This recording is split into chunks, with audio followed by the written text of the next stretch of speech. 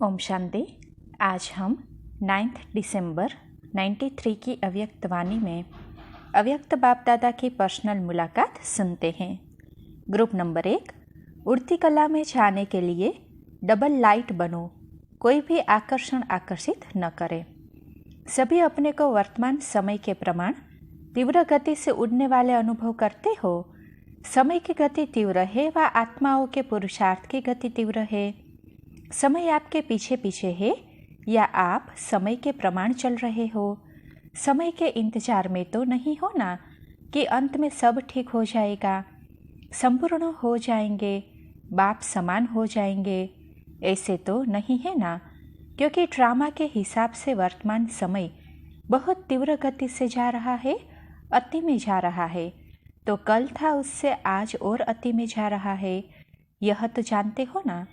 जैसे समय अति में जा रहा है, ऐसे आप श्रेष्ठ आत्माएं भी पुरुषार्थ में अति तीव्र अर्थात फास्ट गति से जा रहे हो कि कभी ढीले कभी तेज। ऐसे नहीं कि नीचे आकर फिर ऊपर जाओ। नीचे ऊपर होने वाले की गति कभी एक रस फास्ट नहीं हो सकती। तो सदा सर्व बातों में श्रेष्ठ व तीव्र गति से उड़ने वाले हो। वैसे गायन है, चढ़ती कला सर्व का भला। लेकिन अभी क्या कहेंगे? उड़ती कला सर्व का भला। अभी चढ़ती कला का समय भी समाप्त हुआ, उड़ती कला का समय है। तो उड़ती कला के समय कोई चढ़ती कला से पहुंचना चाहे तो पहुंच सकेगा? नहीं। तो सदा उड़ती कला वाले हो। उड़ती कला की निशानी है सदा डबल लाइट। डबल लाइट नहीं तो उड़ती कला हो नहीं सकती। थोड़ा भी बोझ नीचे ले आता है। जैसे प्लेन में जाते हैं, उड़ते हैं, तो अगर मशीनरी में या पेट्रोल में जरा भी कचरा आ गया तो क्या हालत होती है? उड़ती कला से गिरती कला में आ जाता है। तो यहाँ भी अगर किसी भी प्रकार का बोझ है, चाहे अपने संस्कारों का, चाहे वायुमंडल का, चाहे किसी आत्मा के संबंध संपर्क का, कोई भी बोझ है तो उड़ती कला से हलचल में आ जाता है। कहेंगे वैसे तो मैं ठीक हूँ, लेकिन ये कारण है ना, इसीलिए ये संस्कार का, व्यक्ति का, वायुमंडल का बंधन है। लेकिन कारण कैसा भी हो, क्या भी हो, तीव्र पुरुषार्थी सभी बातों को ऐसे क्रॉस करते हैं जैसे कुछ है ही नहीं, मेहनत नहीं, मनोरंजन अनुभव करेंगे। तो ऐसी स्थिति को कहा जाता है उड़ती कला। तो उड़ती कला है या कभी कभी नीचे आने का, चक्कर लगाने का दिल हो जाता है। कहीं भी लगाव नहीं हो, जरा भी कोई आकर्षण आकर्षित नहीं करे। रॉकेट भी तब उड़ सकता है जब धरती के आकर्षण से परे हो जाए, नहीं तो ऊपर उड़ नहीं सकता। न चाहते भी नीचे आ जाएगा। तो कोई भी आकर्षण ऊपर नहीं ले जा सकती, संपूर्ण बनने नहीं देगी। तो चेक करो, संकल्प में भी कोई आकर्षण आकर्षित नहीं करे, सिवाय बाप के और कोई आकर्षण नहीं हो। पांडव क्या समझते हैं? ऐसे तीव्र पुरुषार्थी बनो, बनना तो ही है ना। कितने बार ऐसे बने हो? अनेक बार बने हो। आप ही बने हो या दूसरे बने हैं? आप ही बने हो तो नंबर वार में तो नहीं आना है ना, नंबर 1 में आना है। माताएं क्या करेगी? नंबर 1 या नंबर वार भी चलेगा, 108 नंबर भी चलेगा। 108 नंबर बनेंगे कि पहला नंबर बनेंगे? अगर बाप के बने हैं, अधिकारी बने हैं, तो पूरा वर्षा लेना है या थोड़ा कम? फिर तो नंबर 1 बनेंगे ना। दाता फूल दे रहा है और लेने वाला कम ले तो क्या कहेंगे? इसीलिए नंबर 1 बनना है। नंबर 1 चाहे एक ही हो, लेकिन नंबर 1 डिवीज़न तो बहुत है ना। तो सेकंड में नहीं आना है, लेना है तो पूरा लेना है। अधूरा लेने वाले तो पीछे पीछे बहुत आएंगे, लेकिन आपको पूरा लेना है। सभी पूरा लेने वाले हो या थोड़े में राजी होने वाले हो? जब खुला भंडार है और अखूट है तो कम क्यों ले? बेहद है ना। हद हो कि 8,000 इसी को मिलना है, 10,000 इसी को मिलना है। तो कहेंगे भाग्य में इतना ही है। लेकिन बाप का खुला भंडार है, अखूट है, जितना लेना चाहे ले सकते हैं, फिर भी अखूट है। अखूट खजाने के मालिक हो, बालक सो मालिक हो। तो सभी सदा खुश रहने वाले हो ना, कि थोड़ा थोड़ा कभी दुख की लहर आती है। दुख की लहर स्वप्न में भी नहीं आ सकती। संकल्प को छोड़ो, लेकिन स्वप्न में भी नहीं आ सकती। इसको कहा जाता है नंबर 1। तो क्या कमाल करके दिखाएंगे? सभी नंबर 1 आकर दिखाएंगे ना। वैसे भी दिल्ली को दिल कहते हैं, तो जैसा दिल होगा वैसा शरीर चलेगा। आधार तो दिल होता है ना। दिल है दिलाराम की दिल, तो दिल की गद्दी यथार्थ चाहिए ना, नीचे ऊपर नहीं चाहिए। तो नशा है ना कि हम दिलाराम का दिल है। तो अभी अपने श्रेष्ठ संकल्पों से स्वयं को और विश्व को परिवर्तन करो। संकल्प किया और कर्म हुआ, ऐसे नहीं। सोचा तो बहुत था, सोचते तो बहुत है, लेकिन होता बहुत कम है। वे तीव्र पुरुषार्थी नहीं हैं। तीव्र पुरुषार्थी अर्थात संकल्प और कर्म समान हो तब ही बाप समान कहेंगे। खुश है और सदा खुश रहेंगे, यह पक्का निश्चय है ना। खुश रहने वाले ही खुश नसीब है। यह पक्का है या थोड़ा थोड़ा कच्चा हो जाता है? कच्ची चीज़ अच्छी लगती है, पक्के को पसंद किया जाता है। तो पूरा ही पक्का रहना।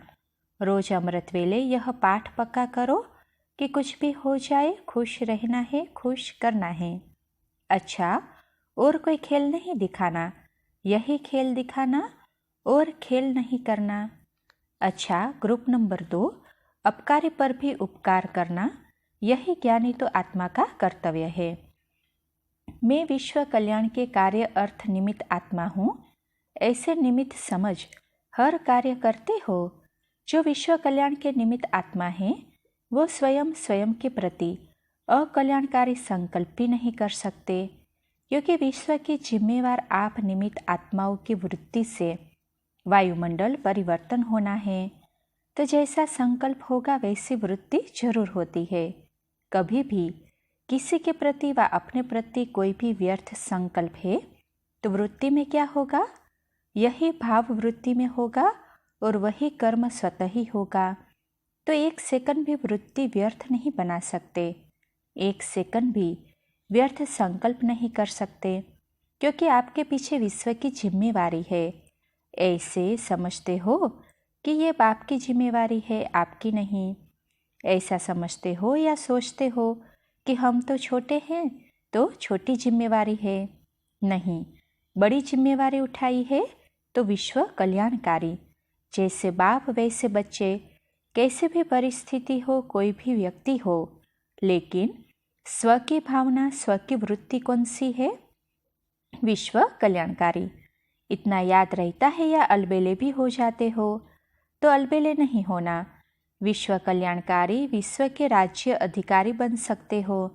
अगर विश्व कल्याण की भावना नहीं तो विश्व राज्य का भी अधिकार नहीं। संबंध है ना। तो सदा सर्व प्राप्ति शुभ भावना, शुभ कामना हो सकती है। आपकी कोई ग्लानि करे तो भी शुभ कामना रख सकते हो। कोई गाली दे तो भी शुभ भावना रखेंगे कि थोड़ा सा मन में आएगा? थोड़ा सा तो आएगा ना कि ये क्या करता है, ये क्या करती है।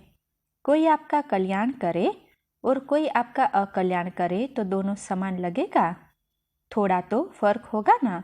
कोई रोज आपकी ग्लानि करे तो 1 साल तक करे और 1 साल तक भी नहीं बदले तो आप कल्याण करेंगे? वो अकल्याण करे, आप कल्याण करेंगे? ऐसे करते हैं या थोड़ा सा मुंह ऐसे हो जाता है?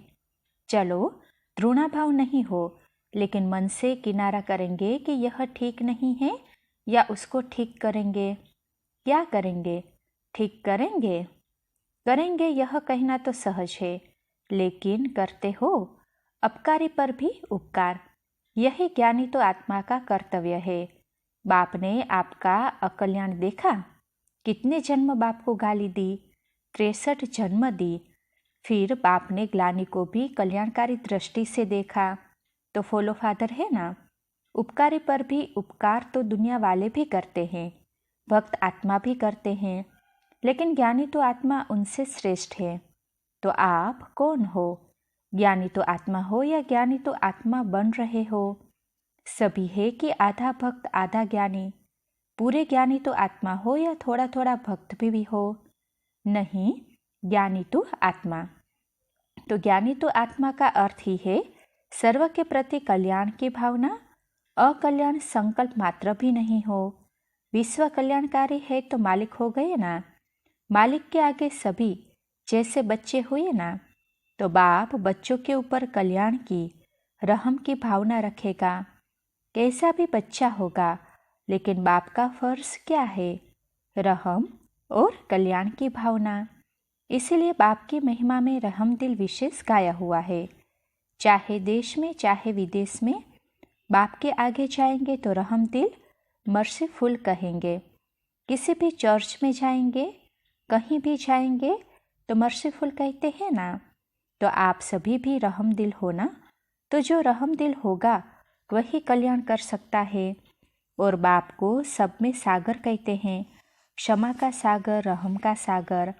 सागर का अर्थ क्या है? अथाह, बेहद। तो इतना अथाह यानी बेहद का रहम है। सभी दिल रहम दिल हो या तृणा दिल भी हो? नहीं, नॉलेजफुल आत्मा अर्थात ज्ञानी तो आत्मा सदैव हर एक के प्रति मास्टर स्नेह का सागर है। बिना स्नेह के उसके पास और कुछ है ही नहीं। कोई भी आएगा तो उसे स्नेह ही देंगे ना।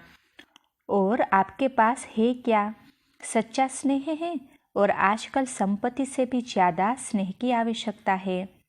तो स्नेह का खजाना जमा होगा तभी तो दूसरे को देंगे ना।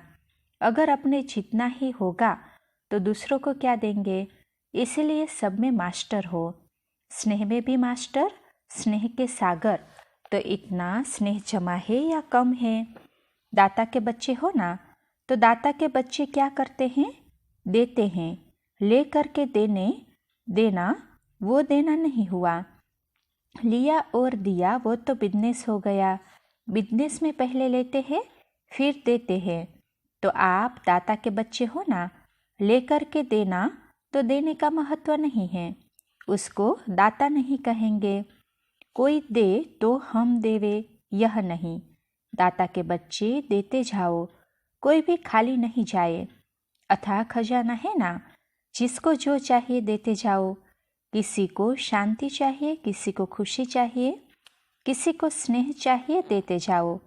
ऐसे है कि हिसाब रखते हो, इसने कितना दिया, मैंने कितना दिया। हिसाब तो नहीं रखते ना। खुला खाता है, हिसाब किताब का खाता नहीं है। दाता के बच्चे हो या थोड़ी थोड़ी कंजूसी करते हो।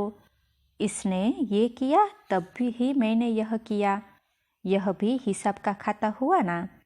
दाता के दरबार में इस समय सब खुला है। इस समय हिसाब किताब नहीं है। जितना चाहिए लो, जितना चाहिए दो। धर्मराजपुरी में हिसाब किताब है, अभी नहीं। तो याद रखना कि दाता के बच्चे हैं, देना है। वहाँ जाकर हिसाब का चोपड़ा शुरू नहीं कर देना। अच्छा, ये वैरायटी ग्रुप है, जहाँ से भी आए हो लेकिन एक बाप के हैं, एक परिवार है। डबल विदेशी क्या समझते हैं? एक परिवार है ना। या डबल विदेशी अलग है और देश वाले अलग है? नहीं, सभी एक है। चाहे डबल विदेशी है चाहे देश वाले है, लेकिन सभी कहेंगे हम ब्रह्मा कुमार और ब्रह्मा कुमारी है। विदेश में और कोई नाम तो नहीं कहते हैं ना। एक ही है ब्रह्मा कुमार और ब्रह्मा कुमारी। तो एक ही परिवार हो गया ना। और एक ही परिवार में कितनी खुशी है। इतना बड़ा परिवार सारे कल्प में नहीं मिलता है।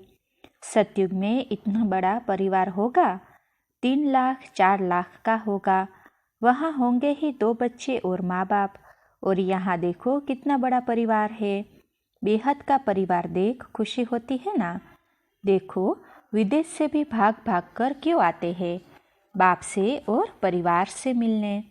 तो सब खुश हो, कोई नाराज तो नहीं हो। नाराज क्यों होते हैं? राज नहीं जानते हैं तो नाराज होते हैं। कोई नाराज हो तो समझो कोई राज को नहीं समझा। राज को जानने वाले नाराज नहीं होते। अच्छा, ग्रुप नंबर 3, अपनी श्रेष्ठ स्थिति बनाने के लिए अमृत वेले 3 बिंदियों का तिलक लगाओ। सदा अमृत वेले स्वयं को 3 बिंदियों का तिलक देते हो। तिलक का अर्थ क्या है? स्मृति का तिलक। तो तिलक का बहुत महत्व होता है। तिलक राज्य की निशानी है।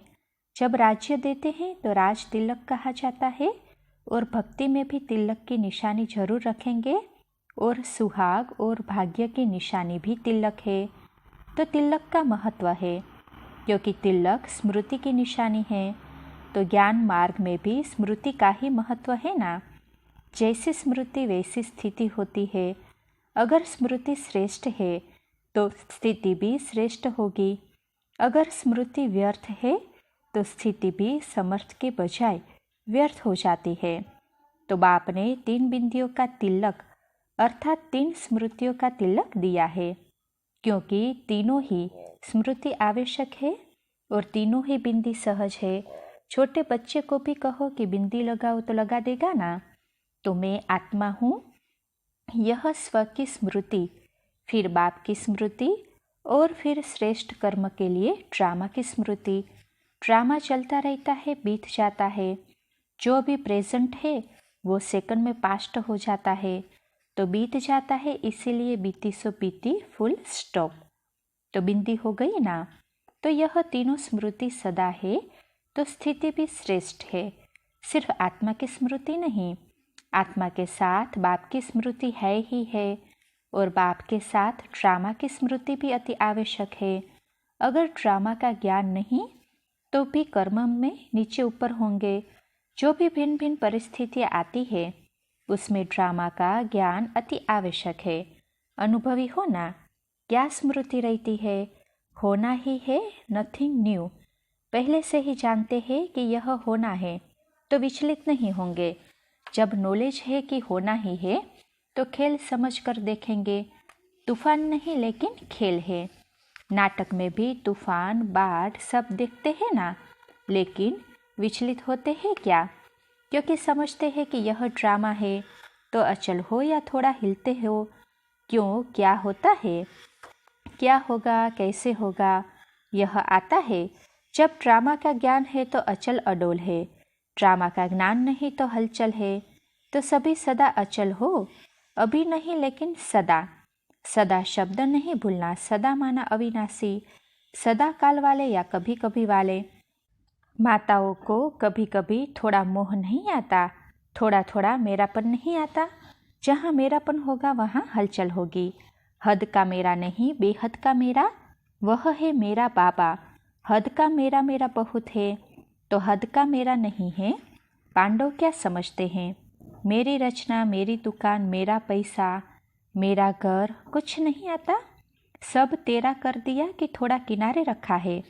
अगर थोड़ा भी किनारे रखा तो जो मंजिल का किनारा है वह नहीं मिलेगा। तो मेरा मेरा समाप्त। सदा स्मृति के तिलकधारी आत्माएं।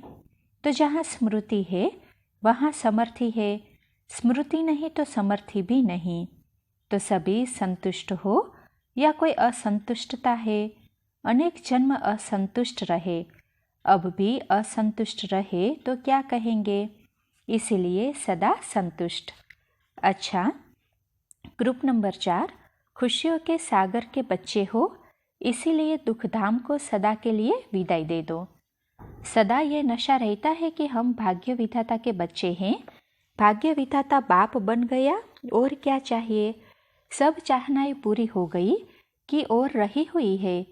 नशा सदा बढ़ता जाता है या कभी कम होता है, कभी बढ़ता है। जब माया आती है तब फिर क्या करते हैं? फिर कम होता है। माया तो अंत तक आनी ही है, क्योंकि माया नहीं आए तो माया जीत कैसे कहलाए। तो माया का आना ये तो होना ही है, लेकिन आपका काम है माया जीत बनना। माया जीत हो या कभी हार कभी जीत, अभी बहुत काल से माया जीत बनने का समय है। कभी हार कभी जीत नहीं, सदा माया जीत। अभी तक हिंदी नहीं समझते हो, क्योंकि सतयुग में जाना है, वहाँ आपकी यह भाषा नहीं होगी। आप सबकी आदि भाषा हिंदी है ना, तो बोलना नहीं आवे तो समझना तो आवे ना। तो कौन बिंदी समझता है? हाथ उठाओ, समझने के लिए पुरुषार्थ करो, क्योंकि बाप जिस भाषा में बोलते हैं वह भाषा तो समझनी चाहिए ना। वैसे भी देखो, अगर इंग्लिश बोलने वाले माँ बाप होंगे तो बच्चे भी क्या सीखेंगे? तो बाप की भाषा तो समझनी चाहिए। अच्छा, सदा खुश रहने वाले हो ही, खुश रहने वाली आत्माएं बाप को भी प्यारी है, क्योंकि बाप सदा खुश रहने वाले हैं, खुशी के सागर है। तो बच्चे भी खुश रहते हैं तो बाप को भी खुशी होती है। तो दुख को सदा के लिए विदाई दे दी ना, या कभी कभी निमंत्रण दे देते हो? दुख की दुनिया से निकल चुके दुख धाम में रहते हो क्या? कहाँ रहते हो? संगम युग पर दुख धाम में नहीं। दुनिया वाले दुख धाम में है, लेकिन आप संगम युग, खुशियों का युग, मौजों का युग, उसमें हो। ऐसे है, कभी गलती से दुख धाम में तो नहीं चले जाते। कभी थोड़ी थोड़ी दिल होती है तो नशा रहता है कि हम संगम युगी श्रेष्ठ ब्राह्मण आत्माएं हैं। इसलिए ब्राह्मणों को सदा ही ऊंची चोटी दिखाते हैं। तो जैसे ऊंचे से ऊंचे गाए हुए हो, वैसे सदा ऊंची स्थिति भी हो। साधारण स्थिति नहीं, सदा ऊंची स्थिति। कभी साधारण स्थिति में तो नहीं आ जाते। बाप मिला, सब कुछ मिला, यही स्मृति सदा ऊंच बना देती है। तो याद रखना है, ये ऑटोमेटिक गीत बजता ही रहता है। तो कितना सहज और सर्व प्राप्ति कर ली। मेहनत करनी पड़ी, थोड़ी थोड़ी मेहनत लगती है। टाइटल ही है सहज योगी। कोई अपने को कहता है मैं मुश्किल योगी हूँ। दुनिया वाले कहते हैं कि कष्ट के बिना परमात्मा नहीं मिल सकता। और आप क्या कहते हो? घर बैठे बाप मिला, बाप के घर में तो पीछे आते हो। पहले तो घर बैठे बाप मिला। इतना सहज सोचा नहीं था, लेकिन मिल गया। तो सदा यही याद रखना कि हम भाग्य विधाता के बच्चे हैं। सदा अपना भाग्य याद आने से खुश रहेंगे और खुशियाँ बांटेंगे। ग्रुप नंबर 5, चिंताओं से फ्री, सदा निश्चिंत व बेफिक्र बादशाह रहने के लिए निश्चय बुद्धि बनो। सदा अपने को कल्प कल्प के अधिकारी आत्मा अनुभव करते हो। अनेक बार यह अधिकार प्राप्त किया है और आगे के लिए भी निश्चित है कि कल्प कल्प करते ही रहेंगे। यह पक्का निश्चय है ना, क्योंकि निश्चय है इस ब्राह्मण जीवन का फाउंडेशन। अगर निश्चय का फाउंडेशन पक्का है तो कभी भी हिलेंगे नहीं। चाहे कितने भी तूफान आ जाए, चाहे कितने भी भूकंप हो जाए, लेकिन हिलेंगे नहीं, क्योंकि फाउंडेशन पक्का है। अभी भी देखो, प्रकृति का भूकंप आता है तो कौन सी बिल्डिंग गिरती है? जो कच्ची होती है, पक्के फाउंडेशन वाली नहीं गिरेगी। तो आपका फाउंडेशन कितना पक्का है? हिलने वाला है क्या? हिलेगी नहीं, लेकिन थोड़ी दरार आ जाएगी। थोड़ी भी नहीं, क्योंकि कोई तो गिर जाते हैं, कोई गिरते नहीं, लेकिन थोड़ी दरार आ जाती है। तो आप उनसे भी पक्के हो। तो निश्चय की निशानी है हर कार्य में, मनसा में भी, वाणी में भी, कर्म में भी, संबंध संपर्क में भी, हर बात में सहज विजयी हो। मेहनत करके विजयी बने, यह विजय नहीं है। सहज विजयी तो निशानी दिखाई देती है, या विजय प्राप्त करने में मेहनत लगती है। कभी सहज, कभी मेहनत, लेकिन निश्चय की निशानी है सहज विजय। अगर मेहनत लगती है तो समझो कुछ मिक्स है। संशय नहीं भी हो, लेकिन कुछ व्यर्थ मिक्स है, इसलिए सहज विजय नहीं होती। नहीं तो विजय निश्चय बुद्धि आत्माओं के लिए तो सदा एवर रेडी है। उसका स्थान ही वह है जहाँ निश्चय है, वहाँ विजय होगी। निश्चय वालों के पास ही आएगी ना। तो निश्चय सब बातों में चाहिए, सिर्फ बाप में निश्चय नहीं, लेकिन अपने आप में भी निश्चय, ब्राह्मण परिवार में भी निश्चय, ड्रामा के हर दृश्य में भी निश्चय। तभी कहेंगे कि संपूर्ण निश्चय बुद्धि। अगर बाप में निश्चय है लेकिन अपने में नहीं है, चलते चलते अपने से दिल शिकस्त होते हैं, तो निश्चय नहीं है तब तो होते हैं, तो वह भी अधूरा निश्चय हुआ। बाप में भी है, अपने आप में भी है, लेकिन परिवार में नहीं है। परिवार के कारण डगमग होते हैं, तो भी अधूरा निश्चय कहेंगे। ड्रामा में भी फुल निश्चय हो, जो हुआ सो अच्छा हुआ, इसको कहते हैं ड्रामा में निश्चय। ऐसे संपूर्ण निश्चय बुद्धि है। कभी तो फुल है, कभी आधा है। जब अनेक बार का नशा है तो अनेक बार विजयी बने हो। अब रिपीट कर रहे हो, कोई नई बात नहीं कर रहे हो, रिपीट कर रहे हो। तो रिपीट करना तो सहज होता है ना। तो निश्चय बुद्धि विजयी सदा यह स्मृति में रहे। निश्चय भी है और विजय भी है। ये नशा हो कि हमारी विजय नहीं होगी तो किसकी होगी। विजय है और सदा होगी तो अटल निश्चय हो, टलने वाला नहीं हो। थोड़ी सी बात हुई और निश्चय अटल नहीं रहे, ऐसा निश्चय नहीं हो। अटल निश्चय तो अटल विजय होगी। विजय की भावी टल नहीं सकती, अटल है। तो ऐसे निश्चय बुद्धि सदा हर्षित रहेंगे, निश्चित रहेंगे, क्योंकि चिंता खुशी को खत्म करती है और निश्चिंत है तो खुशी सदा रहेगी। तो निश्चय बुद्धि की दूसरी निशानी निश्चिंत। नहीं तो थोड़ी सी बात भी होगी तो चिंता होगी कि ये क्या हुआ, ऐसे ये हुआ। इस क्यों क्या से भी निश्चिंत, क्या क्यों कैसे ये चिंता की लहर है। अभी बड़ी चिंता नहीं होगी, इस रूप में होगी। होना नहीं चाहिए था, हो गया। ऐसा वैसा क्यों क्या कैसा ये शब्द बदल जाते हैं। तो ऐसा है कि कभी कभी क्वेश्चन मार्क होता है।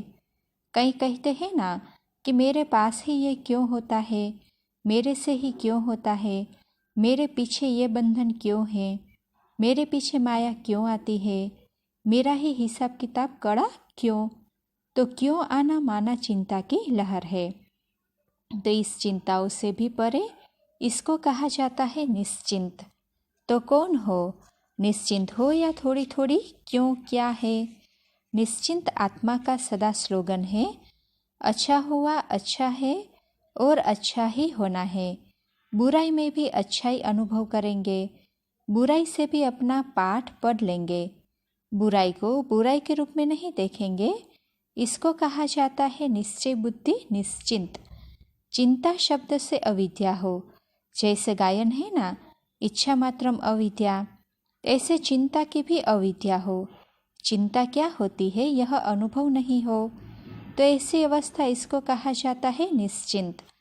कोई भी बात आए तो क्या होगा, नहीं आएगा, फौरन ही यह आएगा, अच्छा होगा।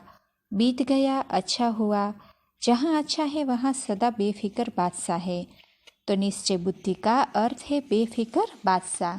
ऐसे है या थोड़ा थोड़ा फिक्र भी आ जाता है। तो बेफिक्र बादशाह ही बाप समान है। बाप को फिक्र है क्या, इतना बड़ा परिवार होते भी फिक्र है क्या। सब कुछ जानते हुए देखते हुए बेफिक्र। ऐसे बेफिक्र हो। माताएं बेफिक्र हो या प्रवृत्ति में जाकर थोड़ा फिक्र हो जाता है। वायुमंडल में जाकर थोड़ा प्रभाव पड़ जाता है। वायुमंडल का प्रभाव नहीं पड़ता, अपना प्रभाव वायुमंडल पर डालो। वायुमंडल का प्रभाव आपके ऊपर नहीं पड़े, क्योंकि वायुमंडल रचना है, आप मास्टर रचता हो। वायुमंडल बनाने वाले कौन, मनुष्य आत्मा। तो रचता हो गया ना।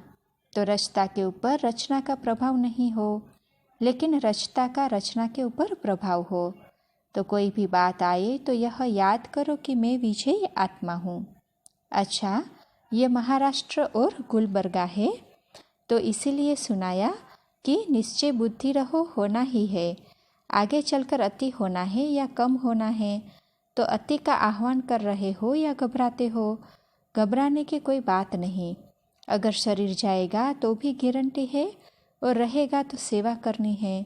दोनों में अच्छा है। 3 पैर पृथ्वी तो मिलनी है। बेफिक्र हो ना, नॉलेज है ना, इसीलिए बेफिक्र है। सारी सभा बेफिक्र बादशाहों की बैठी है ना।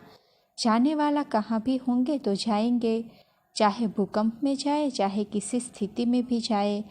अच्छे अच्छे चलते चलते भी चले जाएंगे। जाने वालों को कोई रोक नहीं सकता। जाने वाले चले गए, लेकिन फिक्र आपको देकर क्यों जाए। फिक्र भी साथ में लेकर चले जाए ना। ज्ञान की शक्ति है ना। अच्छा होने वाला होना ही है। आप सभी तो बेफिक्र बादशाह हो। अच्छा, ओम शांति।